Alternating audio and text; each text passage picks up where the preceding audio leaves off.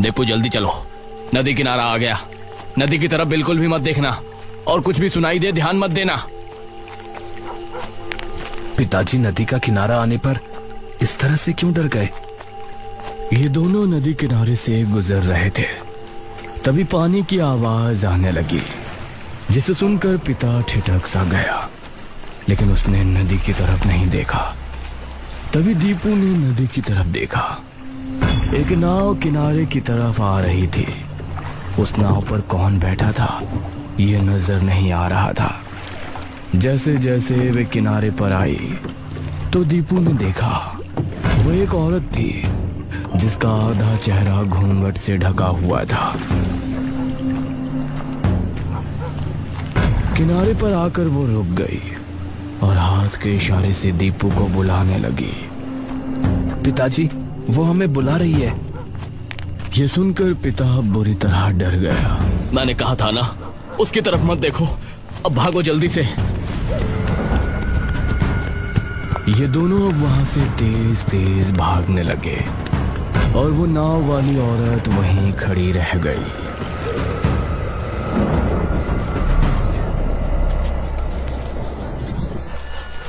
एक महीने बाद दोपहर का समय था। गांव के लोग अपने अपने कामों में लगे हुए थे। उसी समय एक जोड़ा टांगे में बैठा गांव में आया। आइए बाबूजी, मधुपुर आ गया। रमेश ने सहारा देकर अपनी बीवी निराजनी को उतारा और वो वहां खड़े मुखिया से मिला। जी, क्या आप ही मुखिया जी हैं? हाँ, मैं ही यहाँ का मुखिया हूँ। मुखिया जी, ये कौन है? ये मेरे बचपन के दोस्त भानु प्रताप का बेटा रमेश है। पेशे से लेखक है। बहू गर्भान्य है तो शहर के करीब रहना चाहते हैं। अब हमारा गांव तो शहर के बहुत करीब है ना, इसलिए आज से यहीं रहेगा। आपका बहुत बहुत शुक्रिया मुखिया जी।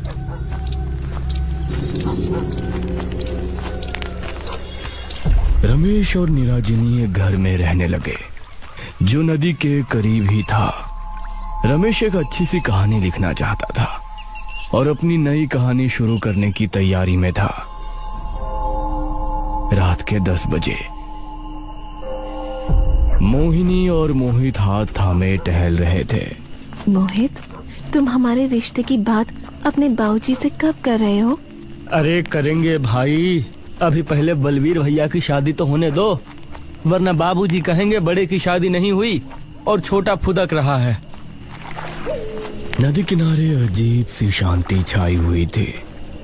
चलती हवाएं माहौल को सुहाना बना रही थी। ये दोनों भी बातें करते करते नदी किनारे पहुंच चुके थे। कितना सुहाना मौसम है ना? हाँ, नदी भी कितनी खूबसूरत लग रही है। दोनों नदी किनारे बैठकर बातें करने लगे। कितना अच्छा होता कि कोई माझी होता तो हम दोनों उसकी नाव में नदी की सैर कर सकते। हाँ, बहुत अजीब बात है कि हमारी नदी में माझी क्यों नहीं आते, वरना मन तो मेरा भी बहुत करता है। तभी पानी की कलकल की आवाज आनी शुरू हुई। दोनों को सामने से वही नाव आती नजर आई जिसके अंदर घूंघट वाली माझी बैठी थी।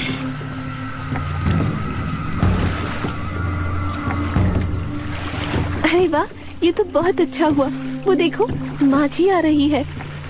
माझी किनारे पर आ गई और उसमें बैठी औरत शांत रही।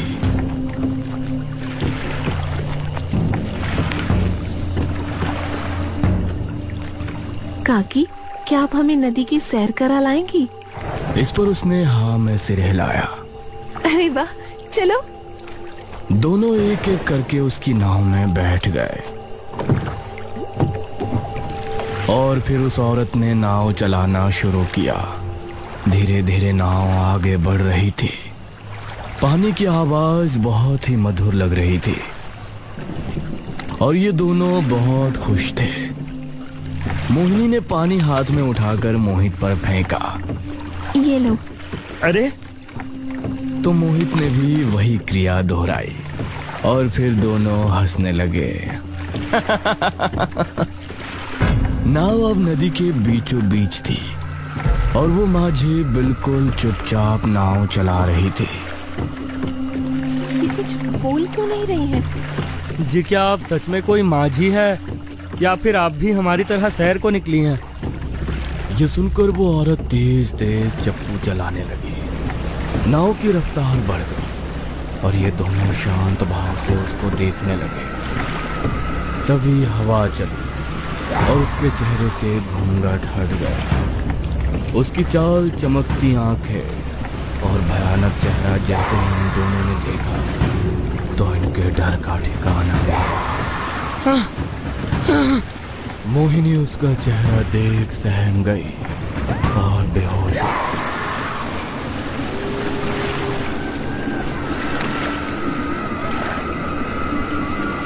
कुछ देर बाद मोहिनी की आंख खुली तो वो किनारे पर अकेली पड़ी थी।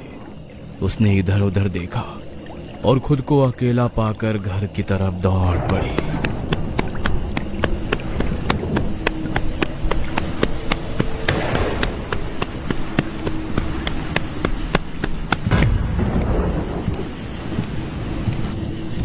मोहिनी, अरे तुम कहाँ गई थी और कहाँ से आ रही हो इतनी रात में?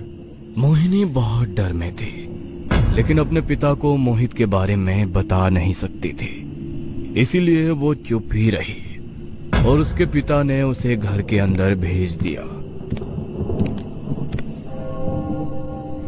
उसको मोहित की चिंता हो रही थी। शाम होने पर उसको अजीब अजीब आवाजें सुनाई देने लगी, जैसे कि कोई माझी तेज तेज चप्पू चला रही हो। ये चप्पू की आवाज यहाँ कैसे आ रही है? उसने खिड़की खोलकर देखा तो उसको अपनी आंखों पर यकीन नहीं हुआ। उसने देखा कि सामने वही औरत नाव के अंदर खड़ी है। उसकी माँ उसकी चीख सुनकर वहां पहुंची। क्या हुआ बेटा? मोहिनी ने खिड़की की तरफ इशारा करते फिर से देखा। माँ, वो लेकिन इस समय खिड़की के बाहर उसका बगीचा नजर आ रहा था। ये देखकर मोहिनी के मुंह से आगे कुछ नहीं निकला। रात होने पर मोहिनी सोने के लिए बेड पर पहुंची। करीब 1 बजे जब वो गहरी नींद में थी तभी उसको अपने पैरों पर कुछ गीला महसूस हुआ और उसकी आंख खुल गई। कौन है? लेकिन आंख खोलते ही उसने पाया कि उसका बेड नदी के बीच तैर रहा है और वही घूंघट वाली औरत अपनी नाव में बैठी उसकी तरफ आ रही है। ये सब क्या है? मेरे साथ क्या हो रहा है? क्यों मेरा पीछा कर रही हो? तभी उसे किसी ने हिलाया तो वो अपने सेंस में आई। उसने पाया कि वो अपने कमरे में ही है और उसके माँ बाप उसके पास ही हैं। क्या हो बेटा, तुम इतनी अजीब बर्ताव क्यों कर रही हो? मोहिनी कस के अपनी माँ के गले लग गई और फिर उसने अपने माता पिता को सब कुछ बता दिया। ये क्या किया तुमने? अरे नदी पर गई और उस माझी की नाव में भी बैठी और ये सब आप बता रही हो? पिताजी, मैं वहाँ मोहित के साथ गई थी, इसलिए डर की वजह से आपको बताया नहीं। आप उसे पसंद कहाँ करते हैं? ये सुनकर मोहिनी के पिता ने उसकी माँ की तरफ देखा और मोहिनी को आश्वासन दिया। वो मोहिनी का खास ध्यान रखने लगे, लेकिन मोहिनी को हर जगह वो माझी दिखाई देती। मोहिनी ऐसे में मोहित को बहुत याद कर रही थी और इससे तंग आकर उसने फैसला किया कि वो उस औरत से जाकर मिलेगी और मोहित से उसके बारे में पता करेगी। रात 12 बजे वो नदी पर पहुंची तो सामने उसको नदी किनारे वही औरत खड़ी नजर आई। तुम क्यों मेरे पीछे पड़ी हो? और मेरा मोहित कहाँ है? क्या किया तुमने उसके साथ? आओ मेरे साथ आओ, मैं तुमको उससे मिला दूंगी। मोहिनी उसके कहने पर वापस माझी में बैठ गई और फिर उस औरत ने नाव चलाना शुरू किया। जैसे जैसे औरत आगे बढ़ रही थी मोहिनी के दिल की धड़कन भी बढ़ती जा रही थी। कुछ देर चलने के बाद नाव एक टापू पर आकर लगी। यही है तुम्हारा मोहित? क्या तुमने मोहित को इस टापू पर छोड़ा है? ये सुनकर उस औरत ने हाँ में सिर हिलाया। मोहिनी उसकी नाव से उतरी और आगे बढ़ गई। टापू बहुत सुनसान था और वीरान भी। मोहिनी एक डर के साथ आगे कदम बढ़ा रही थी। ये मुझे यहाँ क्यों छोड़ गई? मोहित, मोहित क्या तुम यहाँ हो? वो बार बार आवाज लगाती लेकिन उसे कोई जवाब सुनाई नहीं दे रहा था। तभी अचानक उसका पैर किसी चीज से टकराया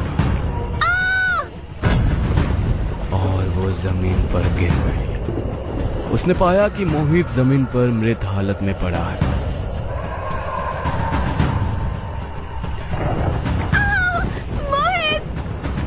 मोहिनी अब चीखती चिल्लाती वहां से वापस नदी की तरफ भागी। तभी वही नाव वाली औरत अचानक से उसके सामने आ गई और भयानक अंदाज में बहुत जोरों से चिल्लाई। अगले दिन मोहिनी के गायब होने की खबर गांव में बुरी तरह फैल गई। मुखिया जी, कुछ गांव वाले और रमेश भी वहां मौजूद थे। इस माझी का शिकार अभी तक कितने लोग हो चुके हैं, पता नहीं हमें उससे कब छुटकारा मिलेगा। मुखिया जी, ये किस माझी की बात कर रहे हैं आप, मुझे बताइए। रमेश, उस नदी के किनारे एक औरत एक माझी है। रात के समय पर नजर आती है और कोई गलती से भी उसकी नाव में बैठ जाता है तो वो गायब हो जाता है या कुछ ही दिनों में उसकी मौत हो जाती है। लेकिन ऐसा क्यों? कौन है वो माझी और वो ऐसा क्यों कर रही है? कई सालों पहले नदी पर बहुत से माझी रहा करते थे। सभी माझी नाव में बैठाकर यात्रियों को दूसरे छोर पर छोड़कर आते थे। उन्हीं माझियों में एक था किशन। किशन की बीमारी के चलते मौत हो गई थी और उसकी मौत के बाद उसकी पत्नी मंजरी बेसहारा हो गई थी। इसीलिए एक दिन वो किशन की नाव लिए नदी पर पहुंची।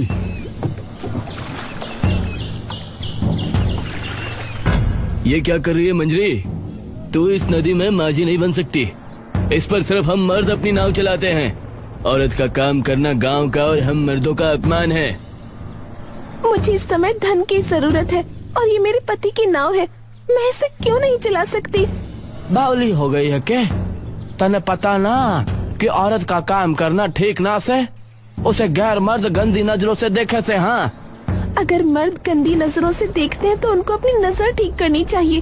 उसमें मेरी कोई गलती नहीं। रही बात काम करने की, तो मैं भीख मांगकर अपना घर नहीं चलाने वाली। मैं इस नदी में भी अपनी नाव चलाने की हकदार हूँ और मैं भी एक माझी बन सकती हूँ। ये सुनकर बाकी सभी माझी अपने दांत भींचने लगे। सभी ने मिलकर योजना बनाई और जो भी यात्री नदी किनारे आता वो मंजरी की नाव में उसे बैठने ना देते। आइए भाई साहब, आपको उस पार जाना है, मैं छोड़ दूंगी, सिर्फ 4 आने में। तभी बलबीर आगे आकर बोला, अरे हमारा धंधा को खराब करना चाहती है क्या?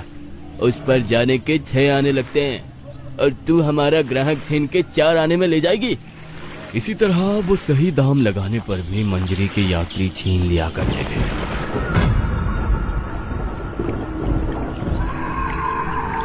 एक रात मंजरी अपनी नाव में सवार नदी किनारे बैठी थी और उसी समय एक माझी अपनी नाव के साथ वहां मौजूद था, जिसने अपना चेहरा गमछे से छिपाया हुआ था। एक आदमी अपने छोटे भाई के साथ नदी किनारे पहुंचा। उसका छोटा भाई का सर फटा था और उसको गंभीर चोट आई थी। भाई साहब, मेरे भाई को जल्दी ही वैद्य जी के पास ले जाना होगा, वरना इसकी मौत हो जाएगी। आइए भाई साहब, मेरी नाव में आइए। अरे चुप कर भाई साहब, आप मेरी नाव में आओ, मैं जल्दी पहुंचा दूंगा। शुक्रिया भाई, लेकिन मेरे पास पैसे नहीं है, मैं कल आपको दे दूंगा। अरे ये क्या कह रहे हो? पैसे नहीं है तो हम लेकर भी नहीं जाने वाले, पहले पैसे लेकर आओ। उस माझी ने गंभीर हालत में देखते हुए भी उसको ले जाने से इनकार कर दिया। भाई साहब, आप मेरी नाव में बैठ जाइए, मैं आपको छोड़ देती हूँ, आप पैसे मत देना। आपका बहुत बहुत शुक्रिया बहन। वो आदमी अपने भाई को मंजरी की नाव में बैठाने ही वाला था कि तभी बस बहुत हुआ इस मंजरी का, अब हम इसकी मनमानी नहीं चलने देंगे। यह हमारा धंधा चौपट करके ही मानेगी। अगर तुमको बिना पैसों के नहीं जाना तो मुझे इसे ले जाने दो। बेचारा कितने दर्द में है, आपको दिखता नहीं? इसको जल्दी ही वैद्य के पास नहीं ले जाया गया तो इसकी मौत हो जाएगी। हाँ दिख रहा है, लेकिन हम तुझे फ्री में नहीं ले जाने देंगे। मैं इसे आज वैद्य तक पहुंचा कर रहूंगी। ये सुनकर उस माझी को गुस्सा आ गया।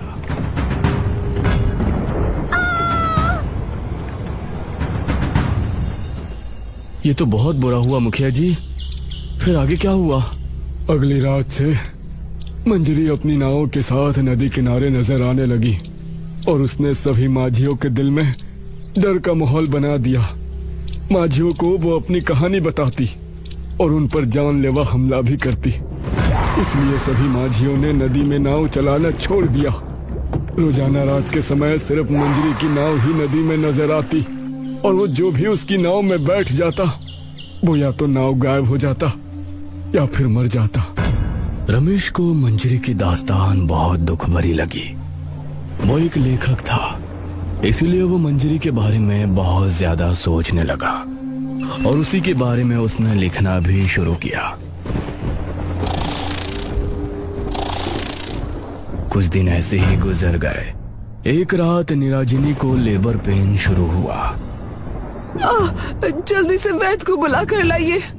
मैं अभी किसी को बुला कर लाता हूँ।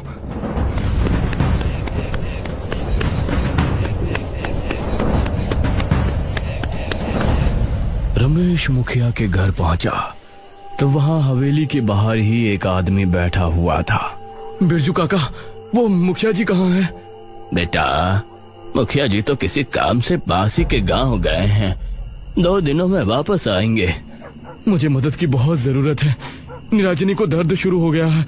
मुझे इस समय किसी वैद्य के पास जाना होगा जिसके पास दाई माँ भी हो। बेटा, गांव में कोई वैद्य या दाई माँ नहीं है। तुमको महीनपुर गांव में ही वैद्य जी और दाई माँ मिल सकती है, लेकिन वहां जाने के लिए अभी तुमको कोई टांगा नहीं मिलेगा और नदी के जरिए तुम वहां जा नहीं सकते। सुबह से टांगे चलना शुरू होंगे तो तभी कुछ हो सकता है। नहीं, सुबह तक भला मैं कैसे रुक सकता हूँ? मेरी बीवी कभी भी माँ बन सकती है। बेटा, रुकना तो पड़ेगा। बताओ कैसे जाओगे? मुझे नहीं लगता कि इस समय कोई टांगे वाला तुमको वहां मिलेगा।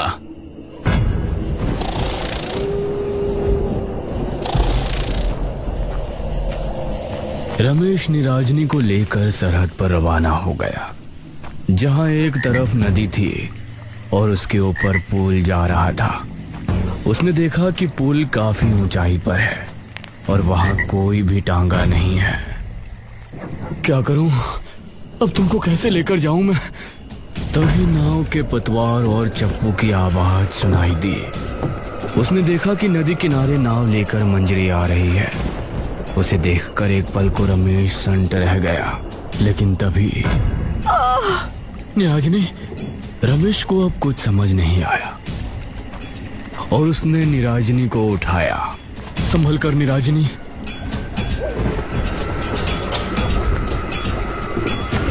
उसने निराजनी को माझी की नाव में बिठाया। हमें अगले छोर पर जाना है, महिमपुर गांव। मेरी बीवी को वैद्य जी और दाई माँ की सख्त जरूरत है।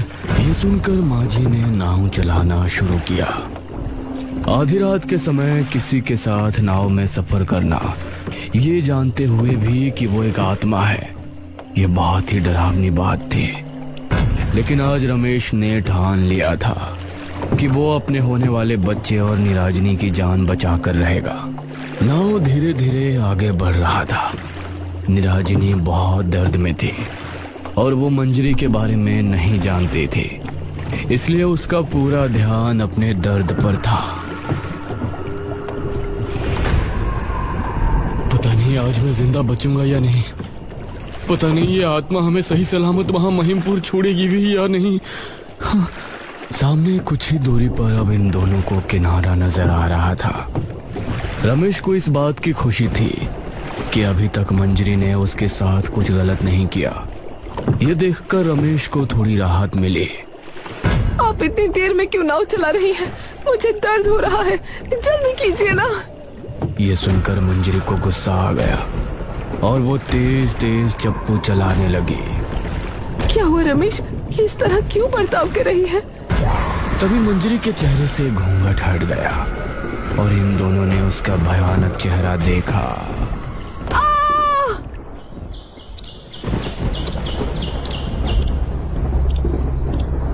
अगले दिन गांव में मातम सा माहौल छा गया। सभी लोग रमेश और निराजनी के बारे में अफसोस जता रहे थे। काका, तुमने रमेश को रात में नदी पर क्यों जाने दिया? राम राम। अरे मैंने कहा था रमेश से कि इस समय वहाँ जाना ठीक नहीं, लेकिन उसने मेरी एक ना सुनी। अब तो रमेश भी गायब हो गया। मैं भला अपने दोस्त को क्या जवाब दूंगा? अब मंजरी भी नदी किनारे नजर नहीं आती थी। 3 दिन बाद एक टांगा गांव पहुंचा।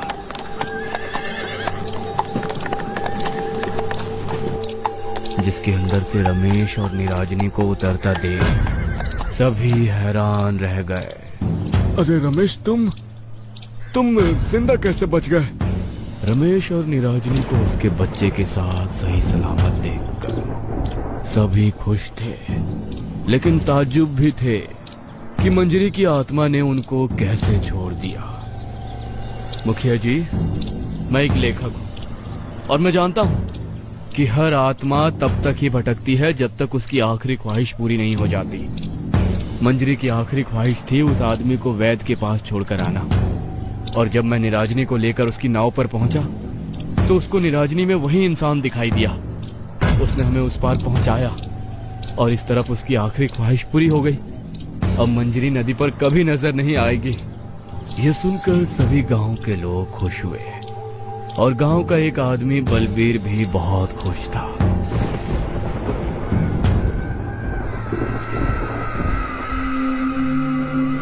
रात के समय बलबीर ने अपनी नाव पानी में उतारी।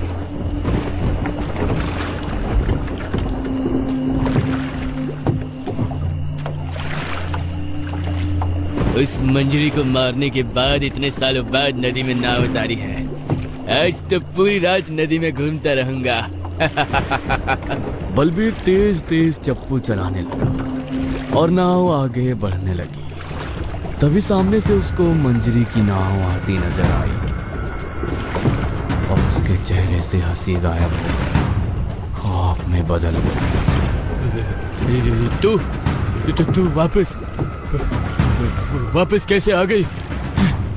मुझे मारने वाला तो तू ही था ना बलबीर। तुझे मारे बिना भला मेरी आत्मा को शांति कैसे मिल सकती थी? ये कहकर मंजरी उस पर टूट पड़ी और बलबीर अपनी नाव समेत पानी के अंदर समा गया।